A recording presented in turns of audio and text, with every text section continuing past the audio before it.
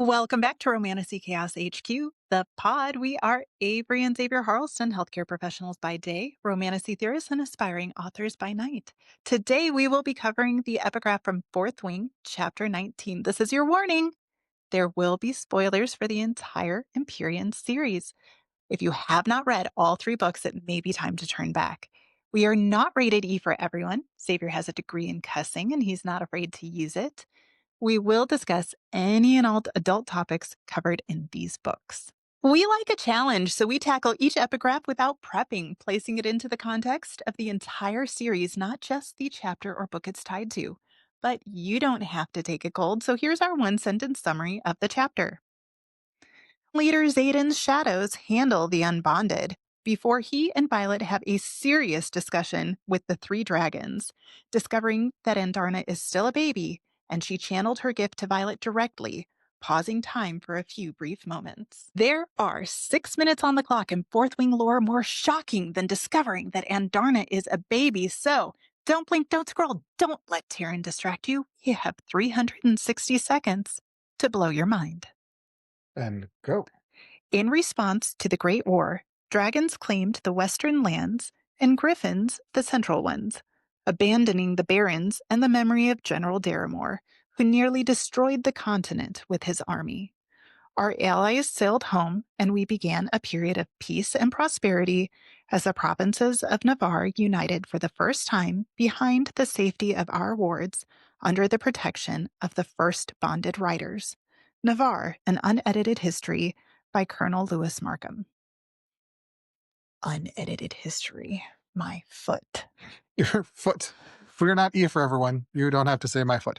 But so many questions. So first of all, like, who were the allies that sailed away? Also, and the Griffins just decided to pick that area with no wards because they wanted to, and Funsies? and the area with their wards just didn't work, and they didn't get fired, and and the Irids leaving had nothing to do with this plan. Well, and we know there is a ward stone at Orisha, right? So there was a plan to expand the wards. I imagine that we will in the future find out there were ward stones at other places outside of Navarre. Um, Well, there were these plans, and there was probably a plan for a ward stone in Poromil because there was a luminary there, and what would you do with a luminary but make wardstone alloy? mhm. What do you do with a general when he stops being a general? Um, sorry. White Christmas in the house. White Christmas, but also General Daramore. What happened to General Daramore? Who exactly is General Daramore? I think there's this big assumption that General Daramore led the Venin army, um, but we don't ever have confirmation of that, do we? Well, and there's kind of this, he was, was he one of the original Venin? Was he like a strong Venin? Was he even a Venin, or did he just lead the Venin army? And where is he now? And great discussions on who he might be, because there's no reason to believe that he's dead. Theophany said, "I'm fast," and there's only a few of us that are fast and old. So there's more people Theophany's age out there. And Berwyn refers to himself as a general. We know that Berwyn and Theophany, he's at least as old as she is, if not older, and she was probably centuries old. So hypothetically, Berwyn could be General Daramore. Um, Well, and on Theophany, when did Theophany leave Umbril and come and turn Venin? And if alloys sailed away, were they alloys from Umbril? And did she turn Venin during the Great War, but was supposed to be an ally? okay, let's back up. We know Theophany was an Umbriel because she was fully dedicated and her hair turned silver.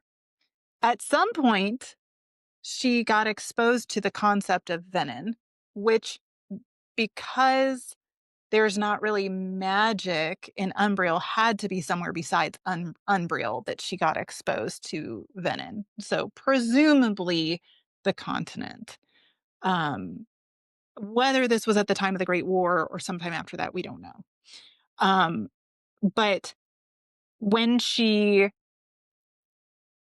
when she was exposed to this and made this choice, because she purposely chose to turn venom. This was not a heat of the moment thing. This was, I see what power you have and I want that power for myself. I want to be like a god instead of serving a god, which is, blasphemous.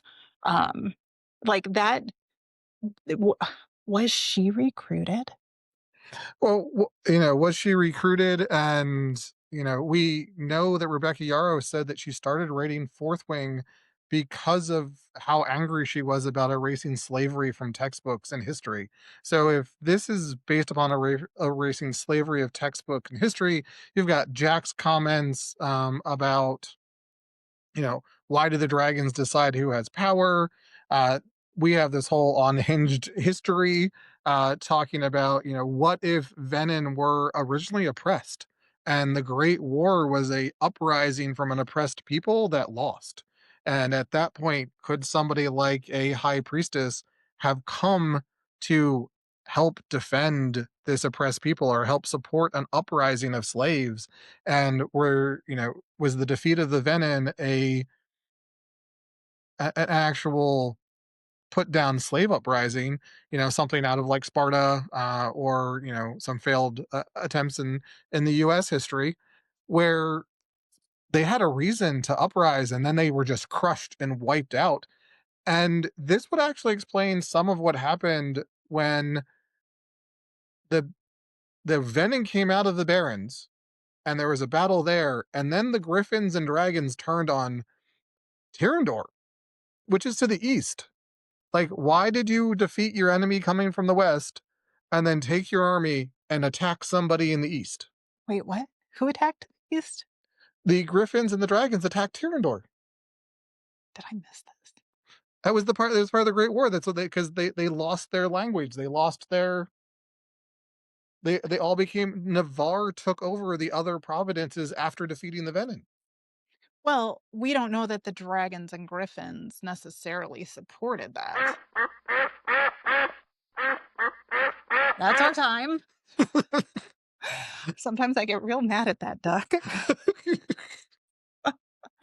So, did we blow your minds? Let us know in the comments. And remember, we love you. Stay out of the clouds, off the ice, and come back to us. We'll see you next time. See you next time. Remember, lore lovers, fantasy fanatics, and good girls, like, rate, review, subscribe, and share.